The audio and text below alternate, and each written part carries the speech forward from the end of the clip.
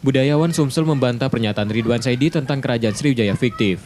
Pihaknya meminta budayawan itu tak harus dapat membuktikan pernyataan secara ilmiah. Karena hal itu, budayawan Sumsel berencana melaporkan Ridwan Saidi dan pemilik akun YouTube Macan Idealis ke polisi karena apa yang disampaikan di akun YouTube tak benar dan dapat membentuk perspektif baru. Budayawan Sumsel siap membuktikan jika kerajaan Sriwijaya nyata dengan hasil penelitian dan benda yang ditemukan. Tapi argumennya itu, kemudian ketika mengatakan Sriwijaya itu bajak laut misalnya, tentu orang tersinggung karena kita ini seolah-olah keturunan bajak laut dan mencemarkan nama baik kita. Sah-sah saja juga kalau itu dilaporkan ke ke pidana. Sejumlah peninggalan kerajaan Sriwijaya di Sumatera Selatan sudah banyak ditemukan, salah satunya di situs Karanganyar yang banyak terdapat prasasti penunjuk eksistensi kerajaan Sriwijaya di Palembang. Reski Oktora, Rizky Nurmizan, Kompas TV, Palembang.